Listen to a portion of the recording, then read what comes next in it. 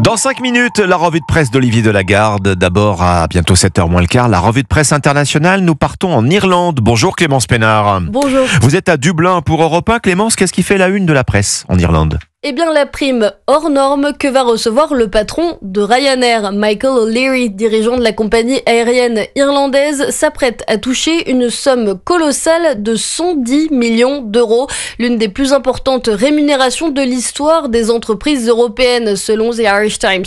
Le conseil d'administration de Ryanair avait promis à son PDG une prime exceptionnelle, explique The Examiner, si l'action de la compagnie dépassait les 21 € pendant 28 jours consécutifs. C'est chose faite. Âgé de 64 ans, Michael O'Leary est salué pour avoir transformé depuis 1994 une petite compagnie régionale en géant du low-cost européen. Mais il ne pourra toucher cette somme qu'à la fin de son contrat, précise The Independent, et devra donc rester aux commandes de Ryanair jusqu'en juillet 2028. Nous sommes maintenant en Argentine. Flora Genoux, vous êtes à Buenos Aires pour Europe 1. Les gros titres des journaux chez vous. L'annulation du procès sur la mort de Diego Maradona, un scandale selon la presse argentine. En cause, la récusation d'une juge qui filmait un documentaire portant sur elle et le procès à l'insu de tout le monde, rappelle Infobae.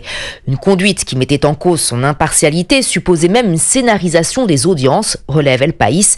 Elle a agi comme une actrice, pas comme une juge, a estimé l'un des procureurs cité par Rosario Tres.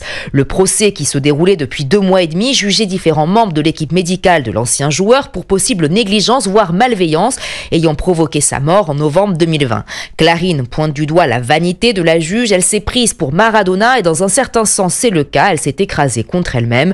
Une référence à la vie marquée d'excès du numéro 10, Página 12 souligne, la date du nouveau procès doit encore être confirmée. Nous partons enfin en Corée du Sud. Gabin Tellen, on vous retrouve à Séoul pour Europe 1. Qu'est-ce qui fait la une des médias coréens ? C'est l'élection du nouveau président Lee Jae-myung avec 49,4% des voix. Une élection anticipée dans un climat très tendu, comme le rappelle Yonhap News. Le pays est encore secoué par la tentative d'instaurer la loi martiale et la destitution de Yoon Suk-yeol. Le Kyunghyang Shinmun retient un message d'unité, pas de temps pour une nouvelle division. Le Segye Times évoque la volonté du nouveau président progressiste de rassembler une société très polarisée. Et pour le Hankyoreh, c'est un changement d'époque, marqué par une alternance politique après la présidence conservatrice sous Yoon Suk-yeol.